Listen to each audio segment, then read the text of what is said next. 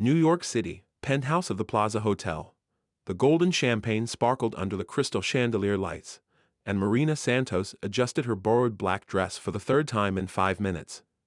She definitely didn't belong at this charity gala, where a single chin-up cost more than her weekly salary as a freelance journalist.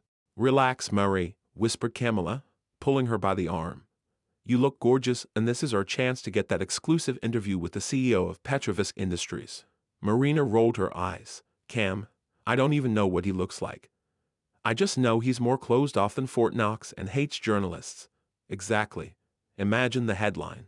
Brazilian journalist breaks through the country's most mysterious magnate's defenses." At that moment, a tall man in an impeccable suit and military posture crossed the ballroom. Perfectly aligned black hair, defined jawline, and an expression that could freeze fire. He was clearly irritated, speaking on the phone in English with an accent Marina couldn't identify. "No, Victor," I said. "I don't want photographers here." "Yes, I know it's for charity." But Marina didn't hear the rest. Her attention was captured by a group of socialites whispering maliciously while watching a younger girl, obviously out of place, spill champagne on her own purse. "Look at that," everyone said. "A blonde with red nails. Who brought this and creature here clearly doesn't even know how to hold a glass." The girl, who couldn't be more than 19, was red with embarrassment trying to clean up the mess with paper napkins. Marina felt her blood boil. She had grown up being the weird one at the private school where she studied on scholarship, and she knew that look of superiority well. "Excuse me," said Marina, approaching the group. "I think you're confusing charity with cruelty." The blonde turned with a venomous smile. "Sorry, darling, but you are. Someone who doesn't need to humiliate children to feel important." "Children?" The woman gave a shrill laugh. "She's old enough to know she shouldn't be here. And you're old enough to have manners." But clearly that didn't work out. The entire group turned to Marina, who felt all conversations around them stop, including that of the mysterious man on the phone. "How dare you!" exclaimed another socialite. "Do you know who you're talking to?" "Someone who desperately needs a better hobby," Marina replied, putting her arm protectively around the girl. "Come on, sweetheart. Let's find people who deserve our company." But the blonde wasn't finished. Typical nouveau riche. "I bet she doesn't even have her own invitation." Marina stopped. "That went too far." "You know what?" she said, turning slowly. "You're right. I don't belong in this world of plastic and futility. But at least I have something your money will never buy." "What would that be?" "Decency." The woman went livid. "You have no idea who I am. My husband." "Your husband?" "What?" Marina took 2 steps forward. "Is going to sue me for having my own opinion." That's when she felt an imposing presence behind her. A deep voice with a slightly British accent cut through the air like a blade. "Is there a problem here?" Marina turned and met the most penetrating eyes she'd ever seen in her life. Gray-green like the sea before a storm. The man from the phone was now beside her, and she could smell his expensive cologne mixed with something more masculine and dangerous. "There's no problem at all," said the blonde, suddenly nervous. "We were just being absolutely charming as always," he cumpled. And there was enough ice in his voice to cool the entire penthouse. Marina looked at him, then at the women who suddenly seemed to want to disappear, and made an impulsive decision that would change her life forever. "You know what?" she said loud enough for half the ballroom to hear. "I don't need to defend myself to people like this. I have better things to do." And before she could think about what she was doing, Marina grabbed the stranger by the lapels of his jacket and kissed him. It was a firm, determined kiss that lasted exactly 5 seconds. Enough time for the entire ballroom to fall into absolute silence. When she pulled away, the man looked at her with an indescribable expression. "Thanks for the support," whispered Marina, still with her hands on his chest. "Sometimes you need to make a statement." And she left there as if she owned the place, leaving behind an entire ballroom of open mouths and a man who, for the first time in years, didn't know exactly what to say. Camilla caught up with her at the elevator, breathless. "Marie, have you completely lost your mind?" "Probably," Marina replied, pressing the ground floor button. "But it was worth every second." "Do you know who you just kissed?" "A polite guy who defended me." "Marina." Camilla swallowed hard. "That was Alexander Petrovisk, the CEO of Petrovisk Industries, the most powerful man in America." The elevator stopped and Marina felt her stomach drop along with it. "What?" And worse yet, Kamala continued, pulling out her phone. There are already 3 different videos of your kiss on Instagram. You just went viral kissing the most inaccessible man in the country. Marina looked at her reflection in the elevator mirror. Her lips still tasted of danger and infinite possibilities. Damn, she murmured. Upstairs, Alexander Petrovich was still standing in the same spot, his fingers unconsciously touching his lips. Beside him, his assistant, Victor, cleared his throat nervously. Sir, the press is already calling. What should I say? Alexander finally moved, adjusting his jacket with a military precision that characterized him. Find out everything about her, he said, his voice lower than normal. Name, address, history, family, everything. Sir and Victor. Alexander turned to his assistant, and for the first time in years there was something that could be mistaken for a smile on his lips. Cancel my agenda for tomorrow. I have a journalist to meet. Marina's apartment, Brooklyn, New York. Marina woke up to the sound of her phone buzzing like an angry hornet. She'd managed exactly 3 hours of sleep after lying awake replaying the kiss that had apparently broken the internet. Her modest 1-bedroom apartment in Brooklyn felt even smaller with the weight of her impulsive decision pressing down on her. 37 missed calls, she mumbled, scrolling through her phone. 18 from unknown numbers, 12 from Kamala, and her blood ran cold. 7 from Vogue magazine. She stumbled to the kitchen, desperately needing coffee, when her doorbell rang. Through the peephole, she saw a man in an expensive suit holding a massive bouquet of white orchids. Marina Santos. His voice was crisp, professional, with a slight Eastern European accent. Depends who's asking, she replied, not opening the door. I'm Victor Kosov, representing Mr. Alexander Petruk. He'd like to arrange a meeting. Marina's coffee mug slipped from her fingers, shattering on the floor. A meeting? At his earliest convenience, which would be now. Now at 7:00 a.m. Mr. Petrovich is an early riser. He's waiting downstairs in his car. Marina peered through the window and saw a sleek black Tesla parked below, tinted windows, hiding its occupant. Her neighbor, Mrs. Chen, was already on her fire escape, openly staring while watering her plants. Tell him I'm not dressed for meetings. He anticipated that there's a selection of appropriate attire in the car. Marina blinked. I'm sorry. What? Size 8, correct? Mr. Petrovich is very thorough. How does he know my Marina stopped herself? Never mind. I don't want to know. 20 minutes later, Marina found herself in the back of the most luxurious car she'd ever seen, wearing a perfectly fitted navy dress that probably cost more than her monthly rent. Alexander sat across from her, looking like he'd stepped out of a magazine spread, completely unbothered by the early hour. Good morning, Miss Santos, he said, his voice as smooth as aged whiskey. I hope you slept well. Like a baby, Marina lied, clutching her purse. You know the kind that cries every hour. A ghost of a smile flickered across his lips. Honesty, I appreciate that. Great. Then honestly, why am I here? Are you going to sue me? Have me arrested for public indecency? Sue you? Alexander leaned forward slightly, and Marina caught a whiff of his cologne again. Miss Santos, that kiss was the most genuine human interaction I've had in years. Marina stared at him. You're joking. I don't joke about business. And this is business.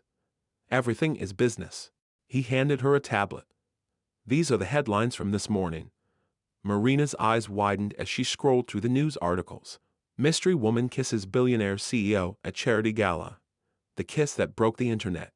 Who is Marina Santos? Petraisk Industries stock rises 3% after CEO's public romance. Oh my gosh, Marina whispered.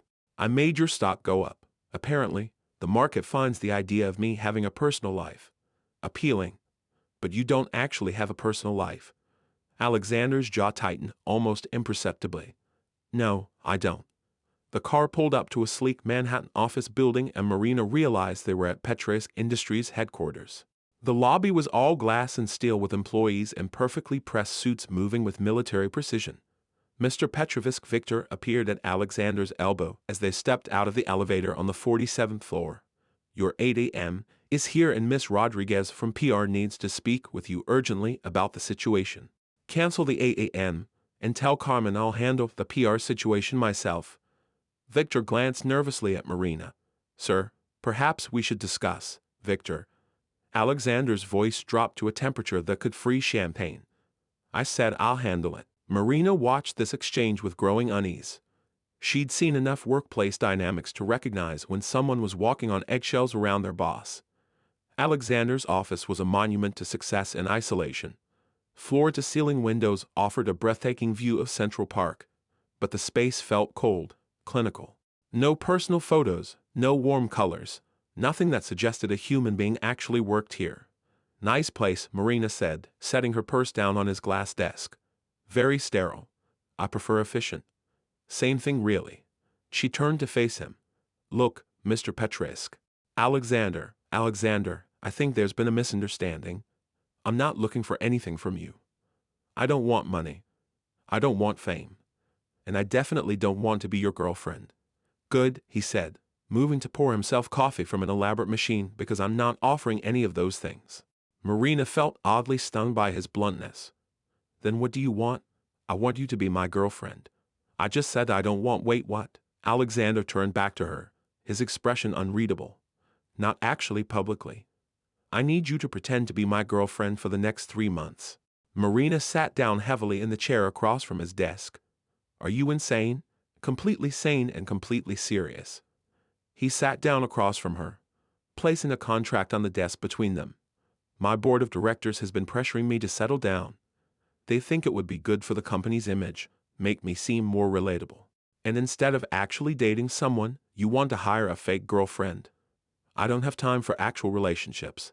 They're messy, complicated, and ultimately disappointing. Wow, Marina said, flipping through the contract. You really know how to charm a girl. I'm not trying to charm you. I'm trying to offer you a mutually beneficial arrangement. Marina read the compensation clause and nearly choked. This is more money than I make in 2 years. 3 months, Miss Santos. A few public appearances, some carefully orchestrated social media posts, and you'll have enough money to pursue whatever journalistic dreams you have without worrying about rent. And what do you get out of this? A girlfriend who won't try to change me, won't demand emotional intimacy, and won't be devastated when it's over. Marina stared at him across the desk. There was something almost vulnerable in the way he said it, despite his matter-of-fact tone. You really don't believe in love, do you? I believe in results. Love is just brain chemistry designed to ensure species survival. That's the most depressing thing I've ever heard.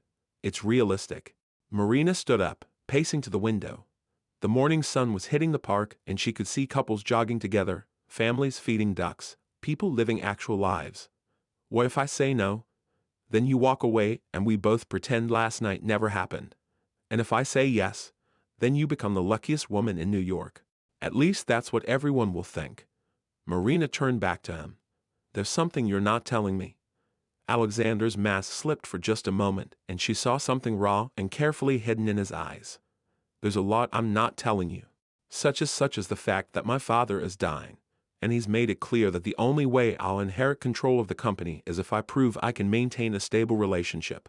Marina's expression softened. I'm sorry about your father. Don't be. He's been using emotional manipulation to control me my entire life. This is just his latest move. And you're going to let him win? I'm going to beat him at his own game. Alexander stood up, straightening his tie. So, Miss Santos, do we have a deal? Marina looked at the contract, then at Alexander, then back at the contract. 3 months, enough money to change her life. And something in those gray-green eyes that made her think maybe, just maybe, she could help him remember what it felt like to be human. I have conditions, she said. Finally, I'm listening. First, I maintain my journalistic integrity. I won't write puff pieces about you or your company. Agreed. Second, no one can know this is fake. Not even our families. Especially not our families. Third, Marina took a deep breath. If at any point this starts to feel too real, we walk away. No questions asked. Alexander extended his hand. Deal. As their hands touched, Marina felt that same electric spark from the night before. From the way Alexander's pupils dilated slightly, she knew he felt it too. One more thing, she said, not letting go of his hand. What happens if we actually start to like each other? Alexander's smile was sharp as a blade. Then we'll have bigger problems than your fake girlfriend contract. 1 week later, Leonardine Restaurant, Manhattan. Marina stared at her reflection in the ladies' room mirror of one of New York's most exclusive restaurants, wondering how her life had become so surreal in just 7 days. The emerald green dress Alexander's stylist had selected fit her perfectly, but she felt like she was playing dress-up in someone else's life. "You can do this," she whispered to herself. "It's just dinner with cameras and the most intimidating man you've ever met. Who's paying you to pretend to love him?" Her phone buzzed with a text from Kamala. "Girl, you're trending on Twitter again. Power couple is the #1 hashtag. What did you do to that man?" What indeed? Over the past week, Alexander had been surprisingly present. Fresh flowers delivered to her apartment every morning, thoughtful texts asking about her day. And yesterday, he'd somehow arranged for her favorite coffee shop to stay open late when she was working on a deadline.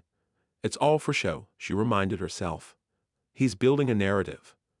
But then why did her stomach flutter every time his name appeared on her phone? Marina returned to their corner table where Alexander was checking his phone with that familiar focused intensity. He looked up as she approached, and something in his expression shifted, softer, warmer, like he was genuinely happy to see her. "Everything all right?" he asked, standing to pull out her chair. "Just giving myself a pep talk. Nervous about the photographers?" Marina glanced toward the restaurant's windows where she could see camera flashes going off despite the tinted glass among other things. Alexander followed her gaze, his jaw tightening slightly. "We can leave if you're uncomfortable." "No, it's fine. This is what we signed up for, right?" "Right." But he didn't sound entirely convinced either. Their waiter appeared with practiced discretion and Alexander ordered wine without consulting her. A 2015 Burgundy that probably cost more than her laptop.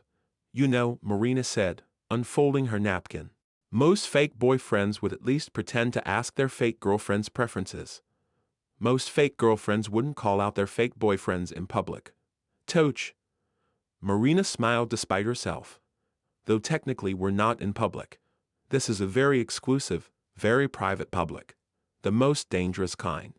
As if summoned by his words, a familiar blonde figure glided past their table. Veronica Ashworth Chen, the socialite from the charity gala, now dressed in head-to-toe designer everything and wearing a smile that could cut glass. "Alexander, darling," she cooed, air kissing near his cheeks. "And Marina, wasn't it? How unexpected to see you here, Veronica." Alexander's voice could have frozen the wine. "How lovely. I simply had to stop by. Everyone's talking about you too. Such a romantic story. Love at first sight at a charity gala. Though I have to say the kiss was rather aggressive." Marina felt her cheeks burn, but before she could respond, Alexander's hand covered hers on the table. "I prefer passionate," he said, his thumb tracing across her knuckles. Marina doesn't do anything halfway. The casual touch sent electricity up Marina's arm, and she had to remind herself it was all performance. How refreshing. Veronica's smile grew sharper. "Well, I won't keep you lovebirds, though. Alexander, darling, your father called me yesterday. He's so pleased about your development." Alexander's hand stiffened on Marina's. "My father discusses my personal life with you. Oh, you know how worried he's been about you. All work and no play. He's just thrilled you finally found someone who can handle you." Marina squeezed Alexander's hand, feeling the tension radiating from him. "Actually, I find Alexander very easy to handle. It's all about knowing which buttons to push." She looked directly at Alexander as she said it, and was rewarded with something that might have been genuine amusement in his eyes. "Indeed," Veronica said, clearly missing the undercurrent. "Well, enjoy your dinner. I'm sure we'll be seeing much more of you, Marina." As she glided away, Alexander's shoulders relaxed fractionally. "Friend of yours?" Marina asked. "Family friend. The kind you inherit and can never get rid of. Ah, like a genetic disease, but with better jewelry." Alexander laughed. An actual genuine laugh that transformed his entire face. Several heads turned at nearby tables as if they'd never heard the sound before. "Did I say something funny?" Marina asked. "You have a very unique way of seeing the world. Is that CEO speak for weird?" "It's Alexander speak for refreshing." Their appetizers arrived and Marina watched Alexander's precise way of eating. Every movement controlled, efficient, like he'd been trained to turn even a meal into a business meeting. Can I ask you something? She said. Shoot. When was the last time you did something just because you wanted to? Not because it was good for business or expected of you, but just because it made you happy.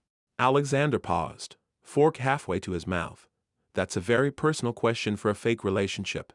Maybe, but I'm curious. You're paying me to pretend to care about you. The least you can do is give me something real to work with. He set down his fork, considering I bought a motorcycle last year, a Ducati Panigale V4. It serves no practical purpose, costs a fortune to maintain, and my insurance company thinks I'm insane. Do you ride it? Every Sunday morning at 6:00 a.m. I take the highway up to Bear Mountain, and for about 3 hours, I'm not a CEO or an heir or anyone's expectation. I'm just me. Marina felt something shift in her chest. That's not what I expected you to say. What did you expect? Something about acquiring a rare wine or commissioning a piece of art. Rich guy stuff. Disappointed. Intrigued. Marina leaned forward. Take me with you sometime. Alexander's eyes widened slightly. On the motorcycle? Why not? Unless you think your fake girlfriend can't handle it. It's not about handling it. He paused and she could see him wrestling with something. That's my escape. My one space. That's just mine. And you don't share escapes. I don't share anything. The honesty in his voice caught Marina off guard. That sounds lonely. Lonely is safe. Safe is overrated. They stared at each other across the table, and Marina felt like they were having an entirely different conversation than the one they were speaking out loud. Miss Santos, Alexander said finally. You're going to be trouble for me, aren't you, Mr. Petraysk? Marina replied, raising her wine glass. I'm going to be the best trouble you've ever had. As they clink-kicked glasses, she noticed Alexander's hand was shaking almost imperceptibly. For just a moment, the mask slipped completely, and she saw something raw and vulnerable in his eyes, like a man who'd forgotten what it felt like to want something he couldn't simply buy. Marina, he said quietly. What if this gets complicated? Then we'll figure it out as we go. I don't like uncertainty. I know, but maybe that's exactly what you need. Outside, the camera flashes continued, capturing what the world would see as a perfect romantic dinner between New York's newest power couple. But inside the restaurant, something much more dangerous was happening. Two people who were supposed to be pretending to fall in love were discovering that the hardest person to lie to was themselves.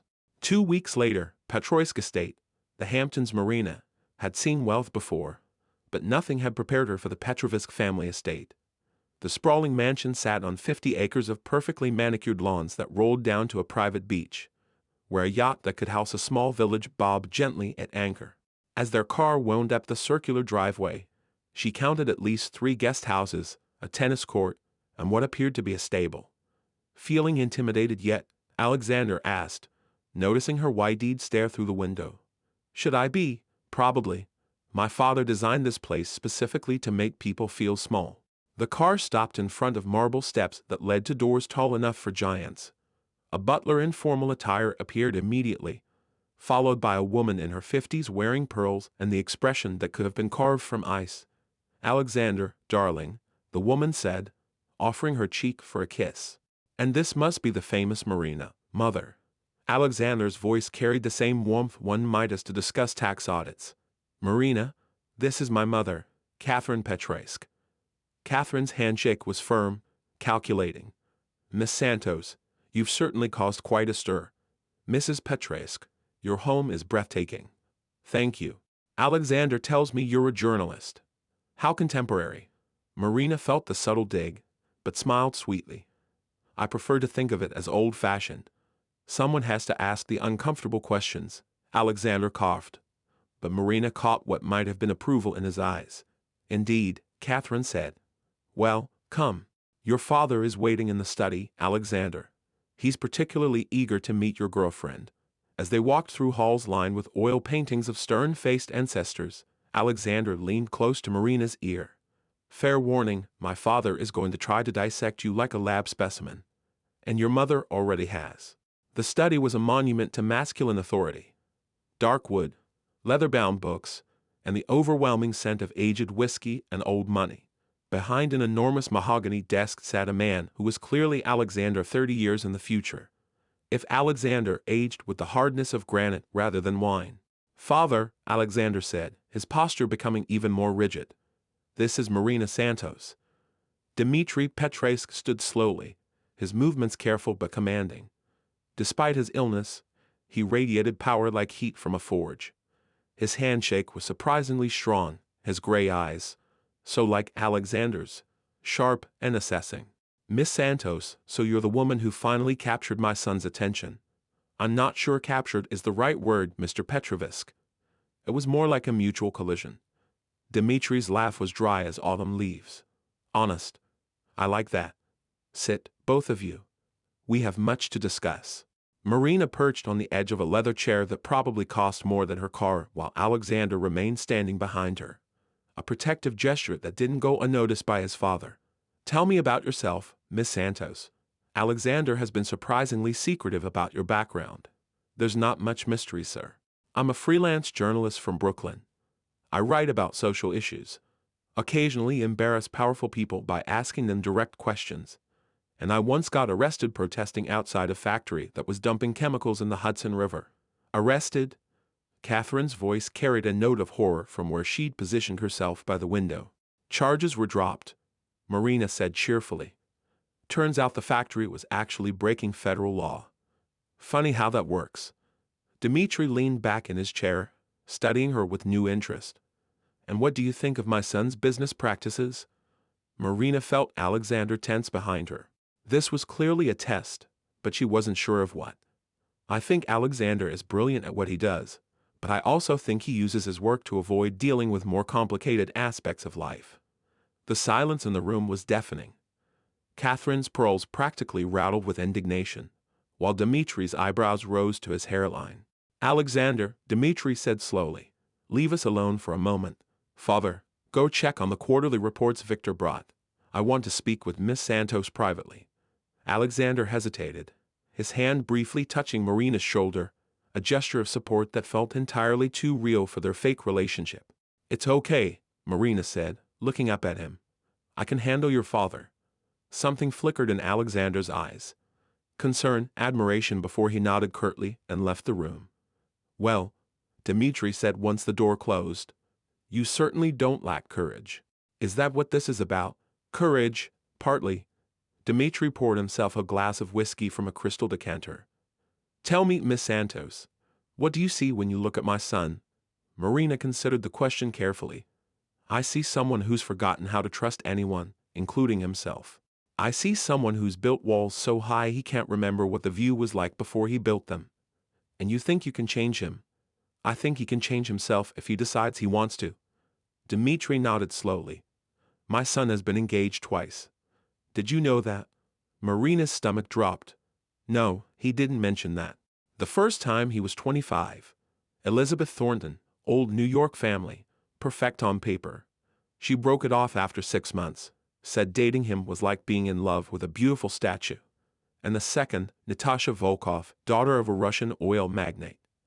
Alexander proposed after a year of what I'm told was a very practical courtship. She said yes, then disappeared 3 weeks later with his best friend from college. Marina felt something twist in her chest that might have been jealousy, which was ridiculous considering their arrangement. Why are you telling me this? Because I'm dying, Miss Santos. Pancreatic cancer, stage 4, 6 months, maybe less. Dmitri's voice was matter of fact, but Marina caught the slight tremor in his hands as he lifted his glass. And my son is going to inherit one of the largest privately held companies in America. But more than that, he's going to be alone. Completely, utterly alone. Mr. Petrovsk, I know what you are to him, Dmitri continued. Or rather, what he thinks you are. A business arrangement, a solution to pressure from the board of directors. Marina's blood chilled. You know about the contract. I know my son. I know how his mind works. Emotional problem. Find a logical solution. Heart getting involved. Contain it with legal documents and financial incentives. Then why are you telling me this? Dmitri leaned forward, his gray eyes intense. Because in the 42 years I've known Alexander, I have never seen him look at anyone the way he looked at you when he thought you were in danger just now. And more importantly, I've never seen him allow anyone to speak to me the way you just did without immediately ending the relationship. Maybe he's just being polite. Alexander is never polite at the expense of control. Never. Dmitri finished his whiskey. Whatever you're doing to him, Miss Santos, keep doing it. Because for the first time since he was 12 years old, my son is acting like a human being instead of a machine. Before Marina could respond, the door opened and Alexander returned. Victor at his side carrying a thick folder. Father, the board meeting has been moved to Wednesday, Alexander said, but his eyes were on Marina. Is everything all right?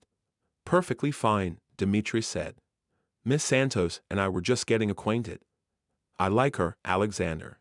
She has spine. Yes, Alexander said quietly. She does. The rest of the visit passed in a blur of carefully orchestrated family dinner conversation, but Marina couldn't shake what Dmitri had told her. As they drove back to the city, Alexander was unusually quiet. Your father is dying, Marina said. Finally, Alexander's hands tightened on the steering wheel. He told you. Why didn't you? Because it wasn't relevant to our arrangement. Wasn't relevant? Marina twisted in her seat to face him. Alexander, your father is dying and he's using your inheritance to manipulate you into a relationship. How is that not relevant? Because I'm going to beat him at his own game regardless. By pretending to love me. By proving I can maintain a stable relationship long enough to satisfy the board's requirements. Marina stared at his profile, noting the rigid set of his jaw, the white knuckles gripping the wheel. What if you didn't have to pretend? What do you mean? What if you could actually have a real relationship?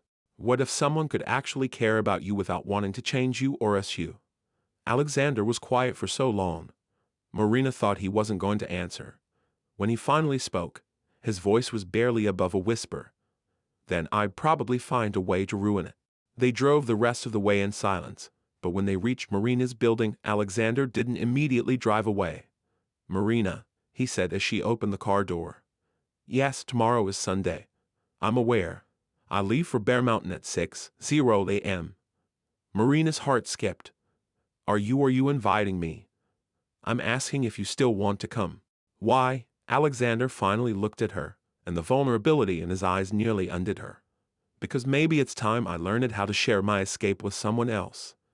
The next morning, Marina stood outside her building at 5:50 a.m. wearing jeans and a leather jacket she'd borrowed from Camilla, wondering if she'd lost her mind. The sound of a motorcycle engine rumbling down her street answered that question definitively. Alexander pulled up on a machine that looked like it had been designed by angels and built by demons. He was wearing black leather and a helmet, and Marina had to remind herself to breathe. You came, he said, pulling off his helmet. I said I would. I wasn't sure you meant it. I don't say things I don't mean. He handed her a helmet and helped her onto the bike behind him. Hold on tight, he said. And don't let go. As they roared out of Brooklyn and onto the highway, Marina wrapped her arms around Alexander's waist and pressed her face against his back. She could feel his heart beat through the leather, steady and strong. The city blurred past them as they climbed toward the mountains, and for the first time since she'd met him, she felt Alexander truly relax. At Bear Mountain, they sat on a rocky outcropping overlooking the Hudson Valley, sharing coffee from a thermos and watching the sun climb higher in the sky. This is beautiful, Marina said. It's the only place I can think clearly. What do you think about up here? Alexander was quiet for a long moment. Lately, Marina turned to look at him. Alexander, I know this wasn't supposed to happen. You weren't supposed to matter. But I do matter. Yes, and that terrifies me more than anything my father or the board could ever do. Marina reached for his hand, and this time when their fingers intertwined, it had nothing to do with cameras or contracts or public perception. What if we stopped pretending? She said softly. What if we didn't have to fake this anymore? Alexander looked at their joined hands, then back at her face. What if I told you I've been falling for you since the moment you walked out of that elevator after kissing me? I'd say you're 3 weeks behind me. When he kissed her this time, there were no cameras, no audiences, no business purposes. There was just Alexander and Marina and the possibility that sometimes the most unexpected collisions create the most beautiful destinations. But neither of them noticed the telephoto lens hidden in the trees below, capturing every intimate moment for tomorrow's headlines. Monday morning, Petroist Industries headquarters. Marina woke up Monday morning with the taste of mountain air still on her lips and the memory of Alexander's hands in her hair. For exactly 37 seconds, she allowed herself to float in the blissful bubble of their breakthrough at Bear Mountain. Then her phone started ringing. "Mary, where are you?" Camilla's voice was tight with panic. "Home. Why? What time is it?" "It's 7:00 a.m. And you need to get to a new stand now." Something cold settled in Marina's stomach. "Cam, what's wrong?" "Just get to a newsstand and maybe call Alexander first." Marina threw on clothes and rushed to the corner bodega, her heart hammering. Mr. Patel, the owner, gave her a sympathetic look as she approached the magazine rack. "I'm sorry, Miss Marina," he said softly. The headline hit her like a physical blow. "Fake love for real money. The Provis contract scandal." Below it, a photo of her and Alexander from Bear Mountain. Intimate, unguarded, his forehead pressed against hers as she laughed at something he'd said. But the image that made her blood turn to ice was the smaller photo in the corner. A grainy shot of what looked like legal documents. With shaking hands, she bought 3 different tabloids. Each one told the same story with varying degrees of salacious detail. Someone had leaked their contract. Someone had proof that their entire relationship was a business arrangement. Her phone buzzed with a text from Alexander. "My office now." The ride to Manhattan felt like traveling through a gauntlet. News vans lined the street outside Petroist Industries, and Marina could see reporters with cameras waiting like vultures. She used the underground parking garage entrance, but even there a photographer managed to get a shot of her emerging from the elevator looking pale and shaken. Alexander's office felt like a war room. Victor was pacing, barking orders into his phone in rapid Russian. Carmen Rodriguez, the head of PR, was typing furiously on her laptop while simultaneously conducting what sounded like a very heated conversation with someone from the New York Times. Alexander stood at his wall of windows, staring down at the circus below. He was perfectly dressed as always, but Marina could see the tension in the rigid line of his shoulders. "How bad is it?" she asked. "Bad," Carmen said without looking up. The story broke at 5:00 a.m. across 6 major outlets simultaneously. Someone didn't just leak this, they orchestrated a coordinated attack. "Who would have access to the contract?" Marina asked. "Very few people," Victor said, ending his call. "The lawyers who drafted it, Alexander, myself," and then Alexander's voice was dangerously quiet, "and whoever might have had access to your father's private files." The silence in the room was deafening. Alexander turned slowly from the window, and Marina had never seen him look so coldly furious. "My father leaked this." "We don't know that for certain," Victor said carefully. "Don't we?" Alexander's laugh was sharp as broken glass. "This has his fingerprints all over it. The timing, the coordination, the specific documents chosen. He wants me to fail." Marina felt like she was watching a man have his heart carved out in real time. "Alexander, the board is meeting in an emergency session this afternoon." Carmen interrupted. "They're questioning whether you're fit to lead the company if you can't even maintain an authentic personal relationship." "Perfect," Alexander said bitterly. Exactly what he wanted. Marina's phone started buzzing incessantly. Text after text, call after call. She glanced at the screen and saw messages from every major news outlet, several talk shows, and at least 3 book publishers. "Miss Santos," Carmen said, "I need to ask. Are you planning to speak to the media about this?" "No, of course not, because I have to warn you. There are already rumors that you're shopping around for a tell-all interview. Your phone has been traced to several major network buildings in the past hour." Marina stared at her. "My phone has been what now?" "GPS tracking. Standard practice when someone becomes a person of interest. I haven't left my apartment except to come here." Alexander finally looked at her, and the suspicion in his eyes was like a knife to the chest. "Haven't you? Are you serious right now?" Marina's voice rose. "You think I leaked our contract? Someone did. Someone with access to confidential information and a lot to gain from destroying my reputation. What exactly would I gain from this? Fame, money, a book deal. Your 15 minutes extended to a full hour." Marina felt like he'd slapped her after everything we shared yesterday. "You really think I'm capable of this?" "I don't know what you're capable of. That's the problem." The hurt in his voice was almost worse than the accusation. Marina realized that for all his talk of trust issues, Alexander had actually started to trust her.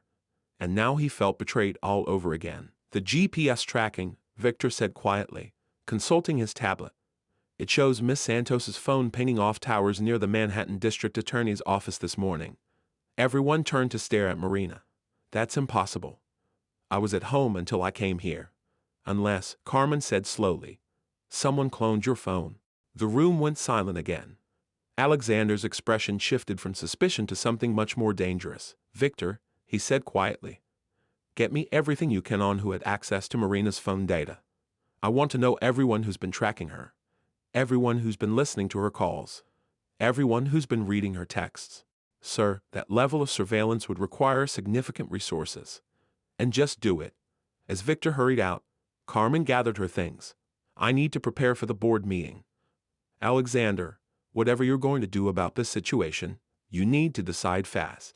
The story is spreading exponentially. After Carmen left, Marina and Alexander stood alone in his office, the weight of the morning's revelations settling between them like a wall. I'm sorry, Alexander said finally. I should have known you wouldn't. But you didn't know, Marina interrupted. That's the problem, isn't it? After all this time, all the things we've shared, your first instinct was still to assume I betrayed you, Marina. No, I get it. I really do. You've been hurt before, and trusting people is basically impossible for you. But I thought maybe we'd gotten past that. Alexander ran his hands through his hair, destroying his perfect styling. I don't know how to do this. I don't know how to be in a relationship where I'm not constantly waiting for the other shoe to drop. That's exactly why your father leaked this, isn't it? Marina said, pieces clicking into place. He knew that the moment we were exposed, you'd retreat behind your walls again. He knew you'd push me away rather than fight for us. You think this is about us, Marina? This is about my entire future. The board could remove me as CEO over this. And would that be so terrible? Alexander stared at her like she'd suggested he light himself on fire. Are you insane? This company is everything I've worked for my entire life. No, it's everything you've been told you should want your entire life. There's a difference. I can't believe we're having this conversation right now. When else are we going to have it? When you're busy being the perfect CEO who never takes risks or lets anyone get close enough to matter. That's not fair. It's completely fair. You're already pulling away from me, and we haven't even been exposed for 12 hours yet. Before Alexander could respond, Victor burst back into the office, his face pale. Sir, we have a much bigger problem. Bigger than a corporate scandal and a board revolt. Yes. Victor turned his tablet around to show them a live news feed. Someone just released the security footage from the charity gala. All of it. On the screen, Marina watched herself kiss Alexander for what felt like the 1000th time. But this footage was different. It showed the entire sequence of events, including the confrontation with the socialites, Alexander's approach, and most damaging of all, the moment immediately after the kiss when Alexander's expression clearly showed he was as surprised as everyone else. The narrative is changing, Victor continued. Instead of billionaire hires fake girlfriend, it's becoming innocent woman manipulates grieving billionaire and they're painting you as a gold digger who orchestrated everything, Miss Santos.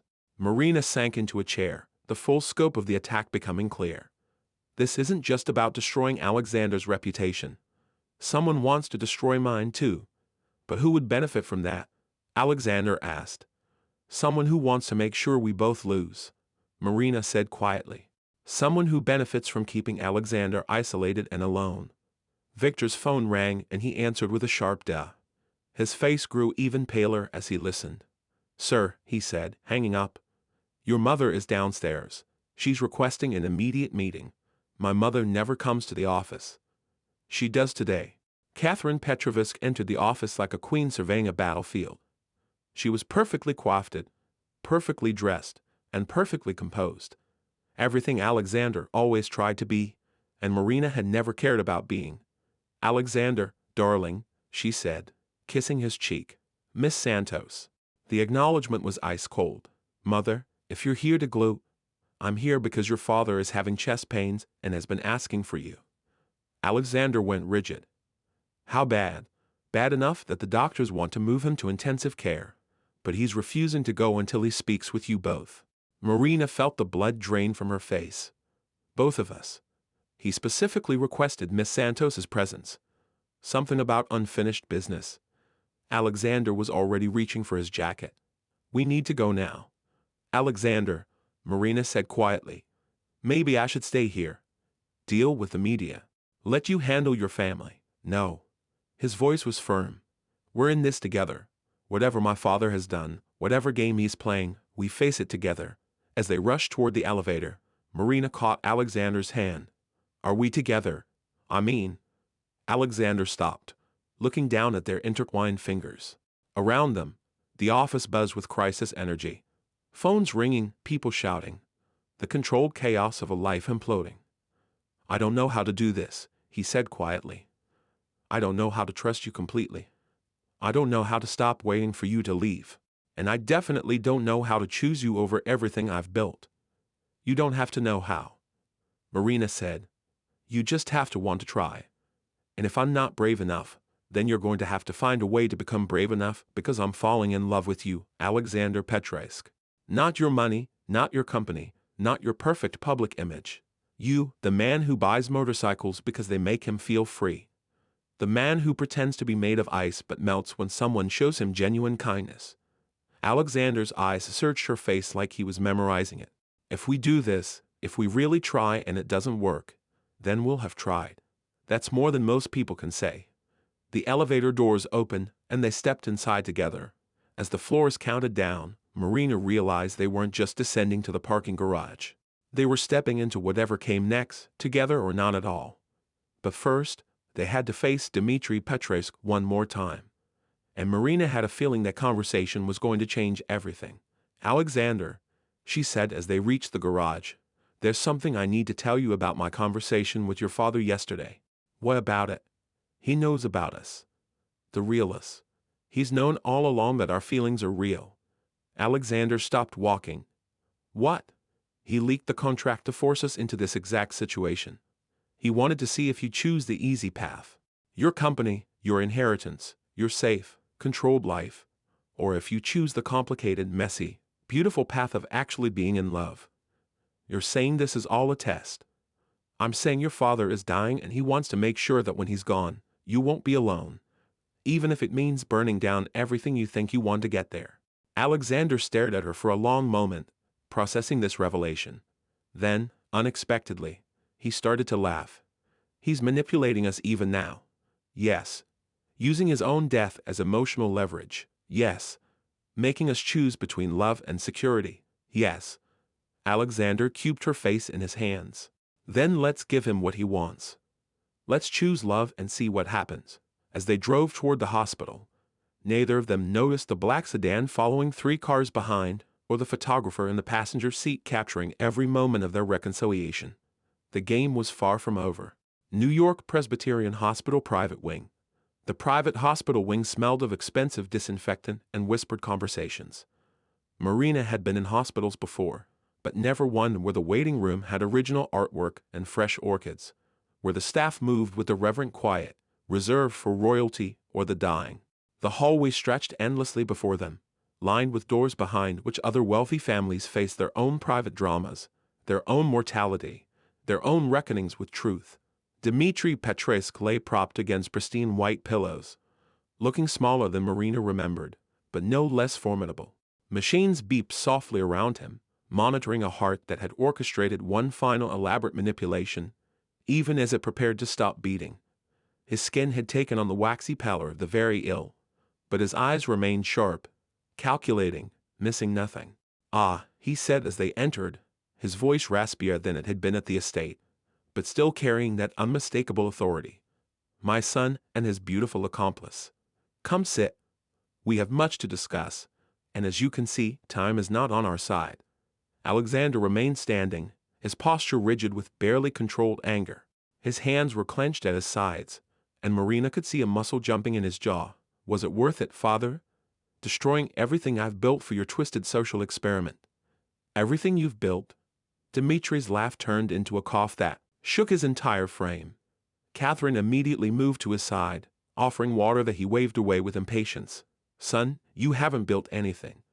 You've inherited a throne and sat on it perfectly, safely, alone. That's not building. That's existing. The board wants me removed. The stock price has dropped 12% since this morning.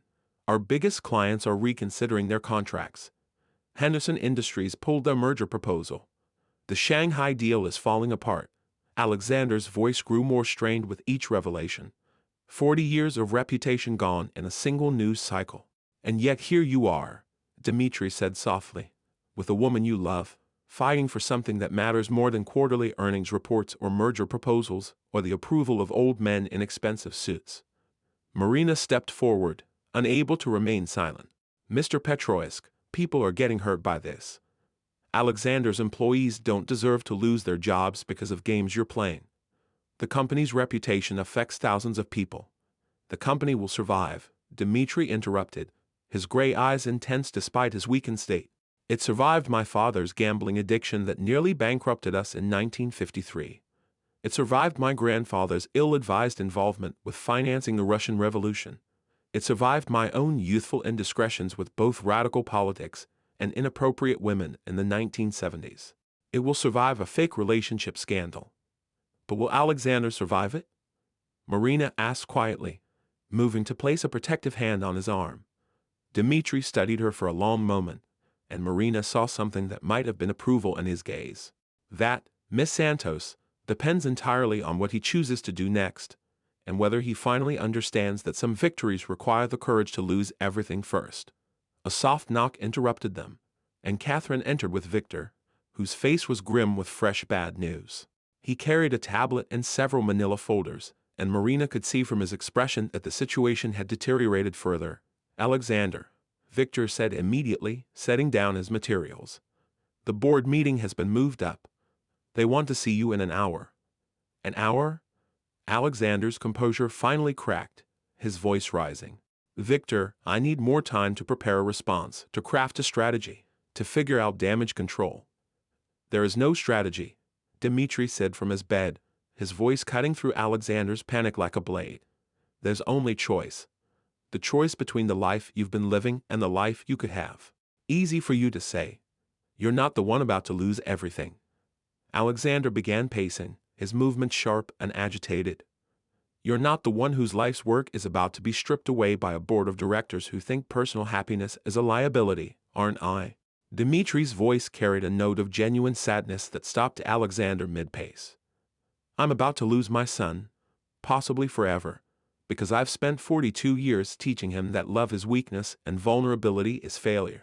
Because I raised him to believe that a man's worth is measured in stock prices and acquisition deals rather than in his capacity to open his heart to another human being.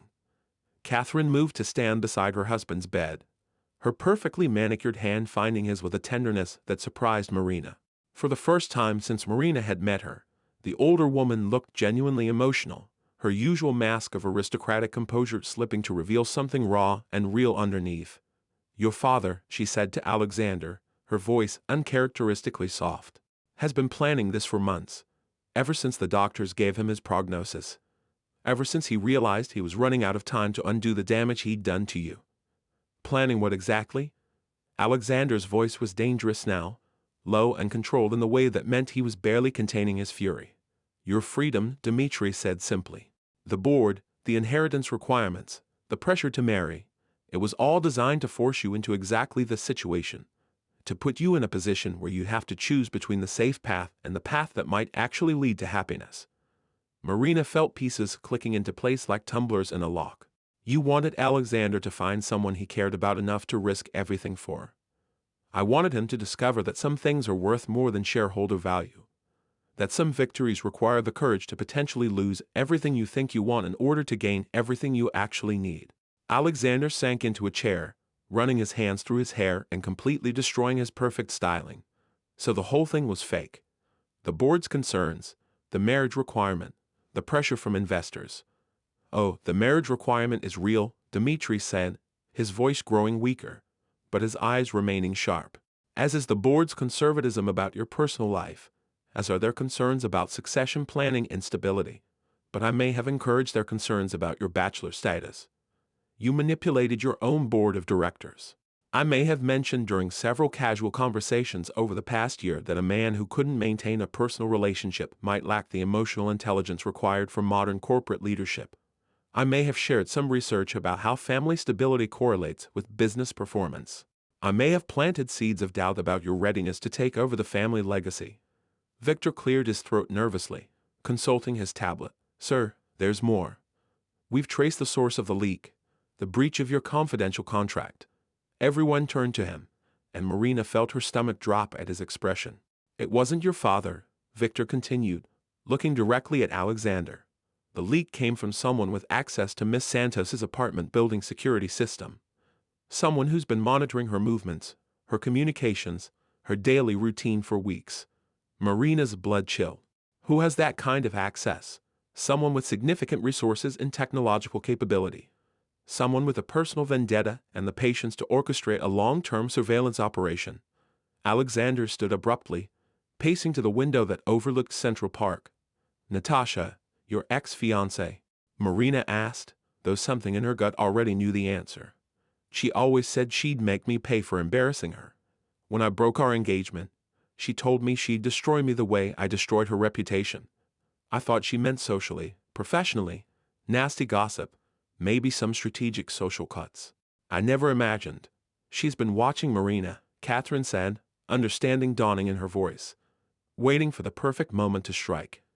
Gathering intelligence, building a case, preparing for maximum damage. Victor nodded grimly, scrolling through his tablet. Miss Volkoff returned to New York 3 weeks ago, just after your relationship with Miss Santos became public. She's been staying at the St. Regis under an assumed name, Anna Koslova. But we have credit card records placing her near Miss Santos's building multiple times. She's also been frequenting coffee shops and restaurants in Marina's neighborhood, apparently gathering intelligence on her routine. The fake GPS data, Marina said, pieces falling into place. She cloned my phone to make it look like I was shopping the story around to different news outlets. It's more sophisticated than that, Victor continued, pulling up more files. She's been feeding carefully crafted information to the media for weeks, positioning herself as a concerned ex-lover, trying to protect Alexander from a manipulative gold digger. She's the unnamed source in at least 6 major stories about your relationship. She's been building a narrative that you're a calculated opportunist who targeted Alexander specifically for his wealth.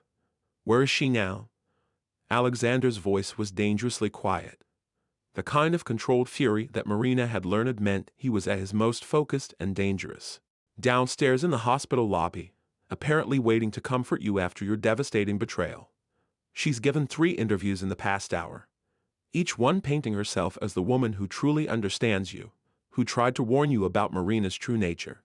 The room fell silent except for the soft beeping of Dimitri's monitors and the distant sounds of the hospital beyond their private wing.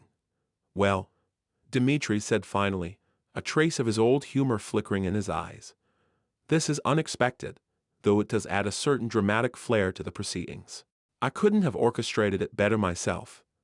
This isn't funny, Father. Alexander's voice was sharp with stress and exhaustion. No, but it is illuminating. You have a choice to make, Alexander. You can go downstairs, let Natasha comfort you, accept her version of events, return to your safe, predictable life. The board would approve. She's from an appropriate family, understands the corporate world, would never challenge you or demand emotional growth or ask you to risk anything meaningful. Or you can fight for Marina. Walk into that board meeting knowing you might lose everything you've worked for, but gaining something infinitely more valuable. You can choose the messy, complicated, beautiful reality of love over the sterile safety of a life lived entirely within other people's expectations. Marina stood up abruptly, her chair scraping against the floor. No. Everyone looked at her, surprised by the firmness in her voice. No, she repeated, moving to the center of the room. I won't be the prize in some elaborate test of Alexander's character. I won't be the thing he has to choose over his career, and I won't be the reason he loses his inheritance or his company or his life's work. Marina, Alexander started, but she held up a hand. I'm serious. This is insane. Your father is literally dying and using his last breath to manipulate us into some grand romantic gesture that could destroy your life. Your psychotic ex-fiancé is downstairs spinning a web of lies to the media. The board of directors wants your head on a platter, and I'm supposed to stand here and let you sacrifice everything for me. But what if it doesn't destroy it? Alexander asked quietly, moving toward her. What if it saves it? What if this is exactly what I need to finally become the man I'm supposed to be instead of the man I was trained to be? Marina looked at him. Really looked at him. The man standing before her was different from the controlled, isolated CEO she'd met at the charity gala. This Alexander was messy, uncertain, vulnerable. His hair was disheveled, his tie was askew, and there was something raw and desperate in his eyes that made her heart ache. What are you saying? I'm saying I love you. The words came out fierce, certain, like a declaration of war against his own careful nature. Not because my father wants me to. Not because it's good for my personal growth. Not because you're teaching me to be more human. I love you because you're brave enough to stand up to socialites who think they own the world. Because you're funny enough to make me laugh when I haven't laughed in years. Because you see through all my carefully constructed walls to the person I actually am underneath all the corporate conditioning. Alexander, I'm saying I choose you. Company, inheritance, board approval, family legacy. None of it matters if I don't have you. None of it means anything if I'm just going to spend the rest of my life pretending to be someone I'm not, surrounded by people who don't actually know me or care about me beyond what I can do for them. But the board meeting, your career, everything you've worked for can go straight to petition. Alexander's smile was fierce, free, more genuine than any expression she'd seen from him. Let them remove me. I'll start my own company. I'll write freelance articles with you about corporate corruption and social justice. I'll teach business ethics at community college. I'll learn to fix motorcycles and open a garage. I don't care as long as we're together. Dmitri began to applaud slowly from his hospital bed, his weak hands making barely any sound. Now that he said, his voice filled with pride and satisfaction, is my son. That's the man I raised before I tried to turn him into a machine. Catherine wiped away tears she'd probably never admit to shedding. It's about time. I was beginning to think we'd broken you completely. Victor looked between them all like he'd stumbled into an alternate universe where everything he'd been trained to prioritize, stock prices, board approval, corporate stability, had suddenly become secondary to human emotion. Sir, he said carefully. What about Miss Fulov? What about the media circus? What about the board's reaction? What about her? Alexander pulled Marina into his arms, and she could feel his heart racing against her chest. Let her have whatever story she wants to tell. Let the media write whatever headlines they want. The truth is simpler than any of their narratives.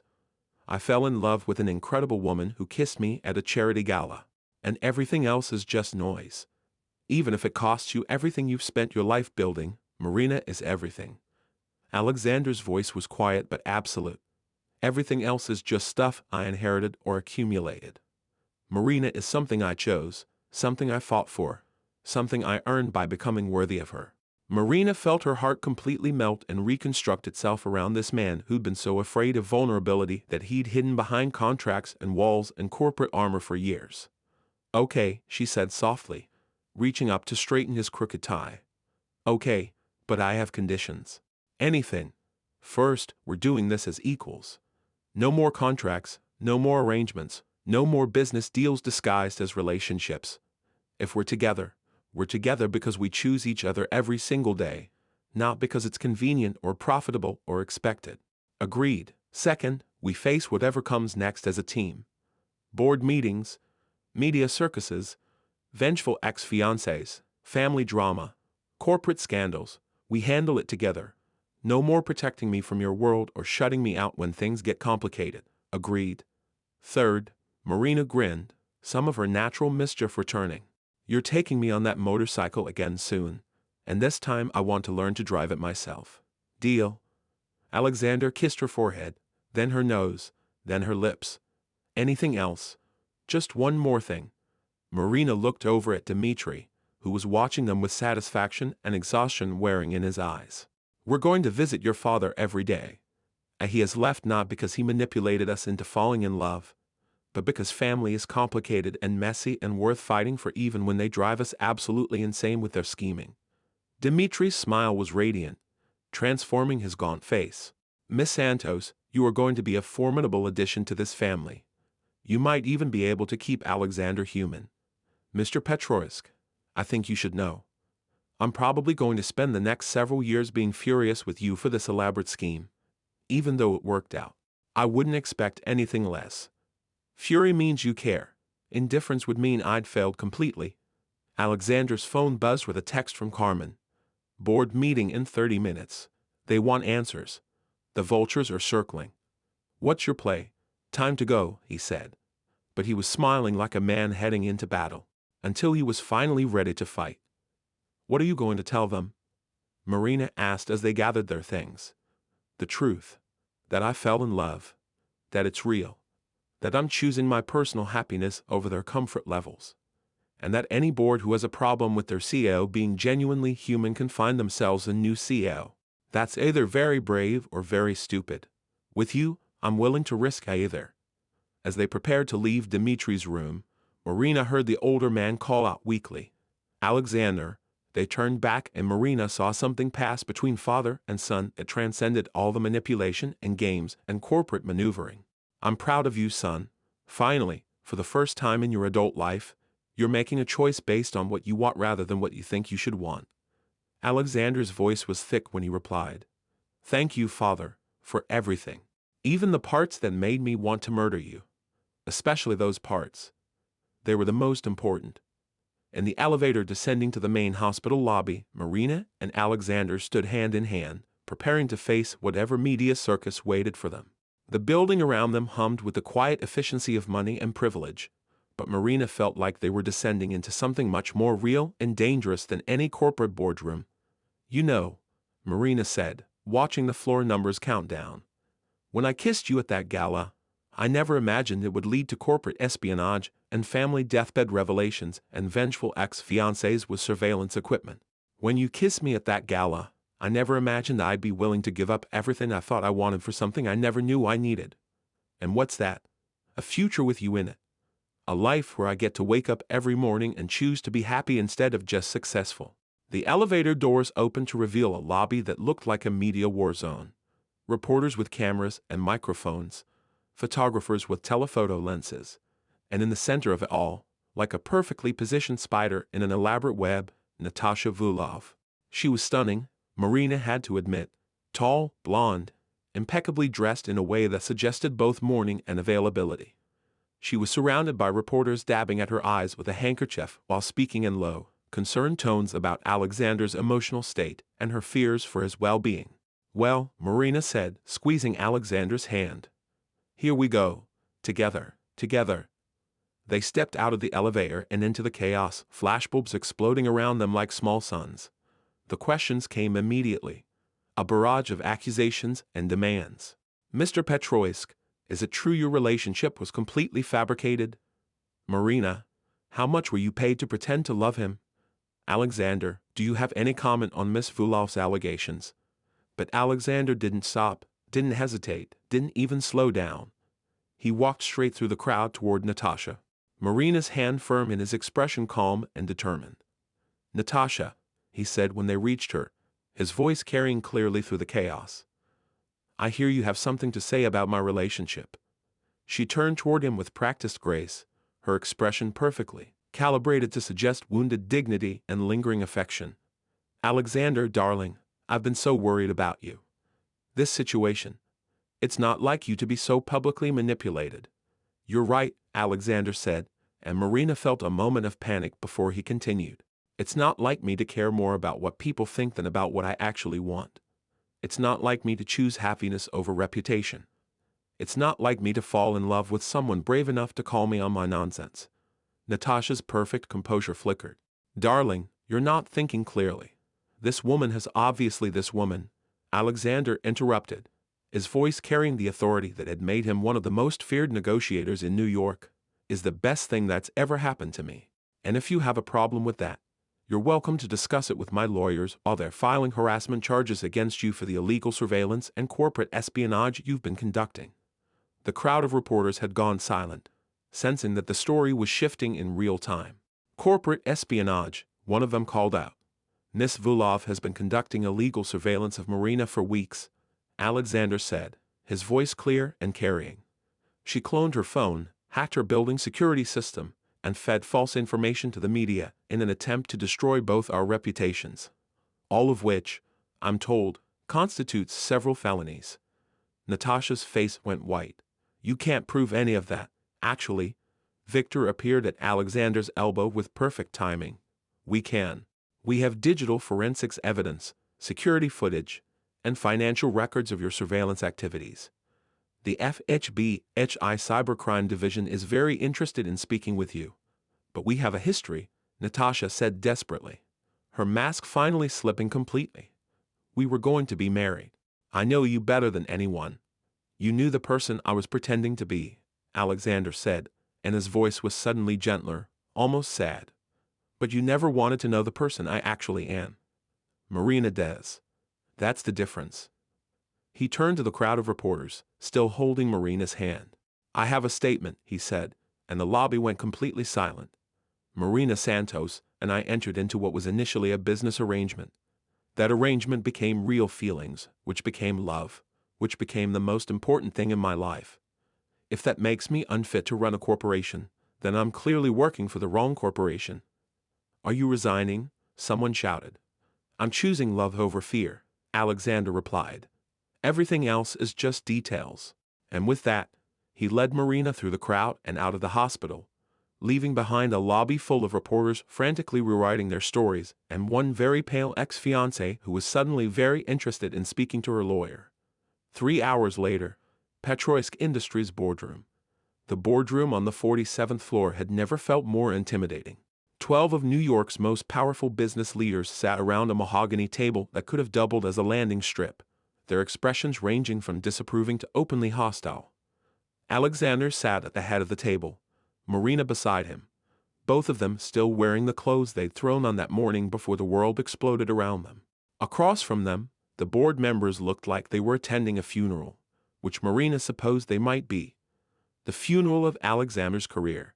Alexander, said Margaret Whitfield, the board's chair and a woman who'd been intimidating CEOs since before Alexander was born.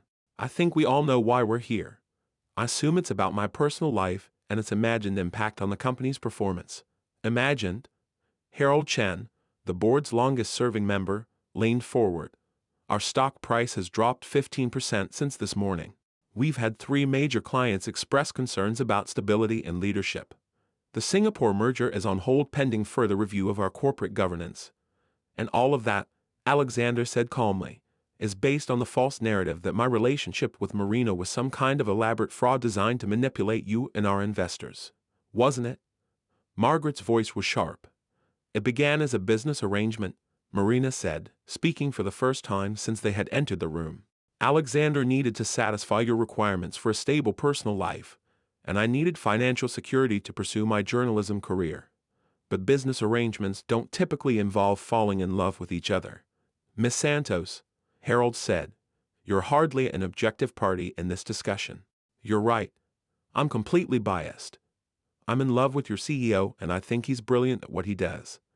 But I also think you're all letting your discomfort with emotional authenticity cloud your judgment about his professional capabilities. Margaret raised an eyebrow.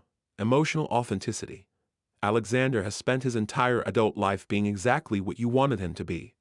Marina continued, feeling Alexander's supportive presence beside her. Controlled, predictable, emotionally unavailable. What has that gotten you? A CEO who makes safe choices, avoids risks, and treats innovation like a dirty word. Now, see here, Harold started, but Marina was just getting started. I've seen the company's performance metrics for the past 5 years. Steady growth, yes, but minimal innovation, but minimal. You've missed opportunities in sustainable technology, social impact investing, and emerging markets because your leadership was too risk-averse to pursue anything that might threaten quarterly projections. Those are complex business decisions made by a man who was afraid to risk anything that might threaten his carefully controlled image. But the Alexander who fell in love with me, the one who's willing to risk his inheritance for something he believes in, that's the man who could actually transform this company into something revolutionary. The room was silent, the board members clearly not having expected a defense based on Alexander's emotional growth translating to business innovation. Furthermore, Alexander said, picking up Marina's thread, I'd like to propose some changes to the company's strategic direction. Changes that the old version of me would never have had the courage to suggest. He stood and moved to the presentation screen, pulling up a slideshow that Victor had apparently prepared. Sustainable technology partnerships with developing nations. A corporate social responsibility fund that dedicates 10% of profits to environmental and social justice causes. A whistleblower protection program for employees who report unethical practices, and a complete restructuring of our board composition to include members under 40 and at least 50% women. Margaret leaned back in her chair. You're proposing to revolutionize the entire company. I'm proposing to make it relevant for the next 50 years instead of the next 5 quarters.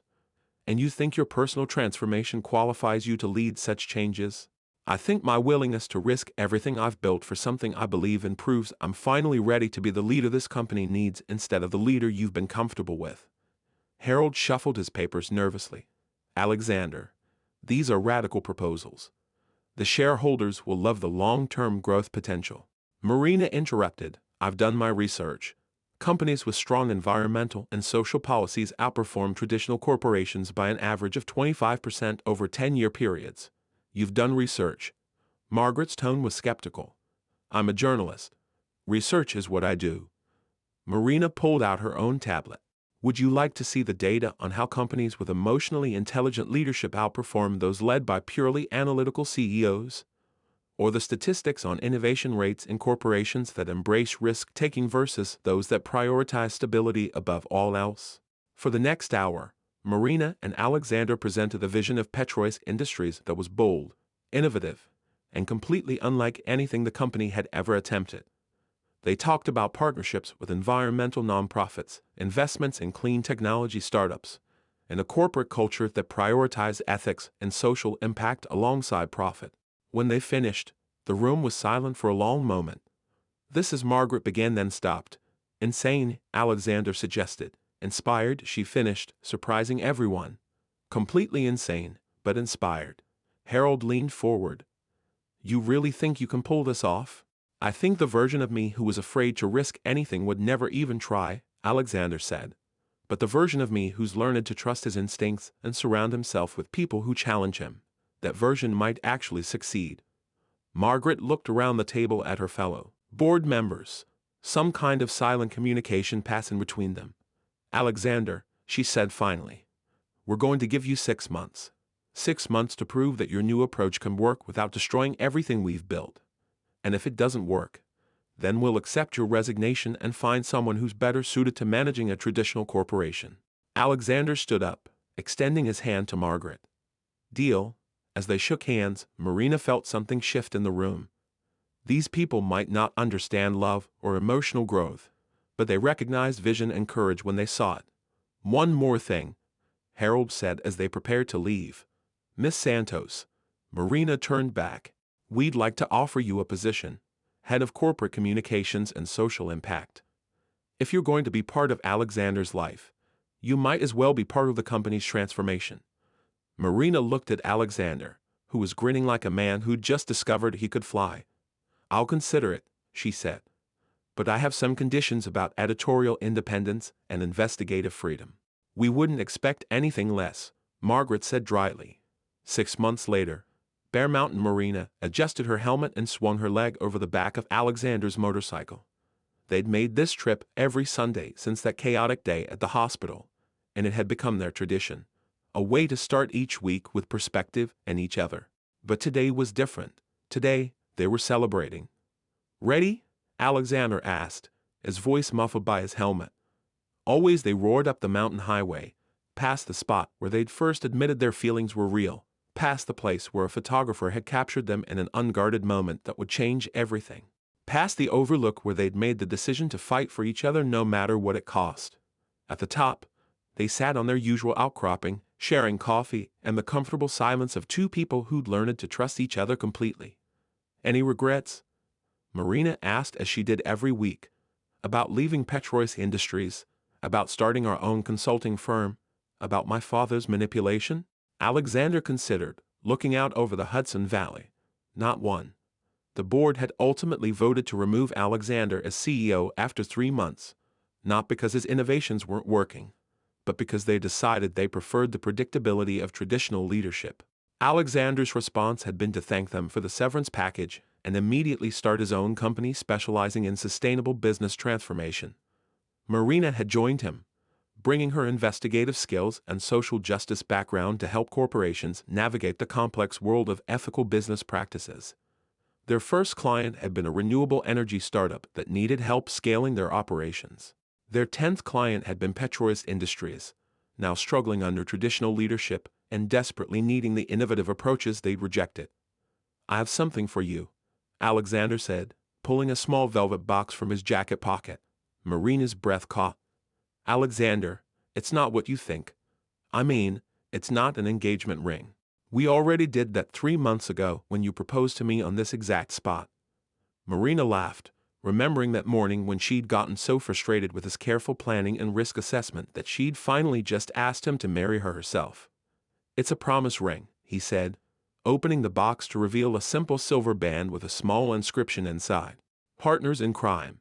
A promise that whatever adventures we find ourselves in, fake relationships, real relationships, corporate scandals, family drama, vengeful ex-fiancés, board revolts, startup companies, we face them together." Marina slipped the ring onto her right hand where it caught the morning light. Partners in crime, partners in everything. Dmitri had passed away peacefully in his sleep 2 months after their hospital confrontation, but not before seeing Alexander and Marina's engagement announcement in the Times. His funeral had been attended by half of Manhattan's elite and all of the employees from Alexander's new company. In his will, he'd left them the house in the Hamptons and a letter expressing his satisfaction with the outcome of his final manipulation. Natasha Volkov had been arrested for corporate espionage and sentenced to 2 years of probation and community service. She disappeared back to Moscow, but not before the media had thoroughly destroyed her reputation for orchestrating such an elaborate deception. As they prepared to head back down the mountain, Marina's phone buzzed with a text from their newest client. "Major story breaking about corruption in pharmaceutical pricing. Want to investigate together while helping our client develop ethical alternatives?" Marina showed the message to Alexander, who grinned. "Ready for another adventure, partner? With you always." They climbed back onto the motorcycle and roared down toward the city, toward whatever story was waiting to be uncovered, toward their small but growing company that was slowly proving that business could be both profitable and ethical, toward a future full of possibilities they were brave enough to explore together. Behind them, the mountain stood eternal and unchanging, a witness to the transformation of two people who'd learned that the most dangerous thing you can do is open your heart to someone who might actually deserve it, and that sometimes the most beautiful victories are the ones that require you to lose everything you thought you wanted in order to gain everything you actually need. The end.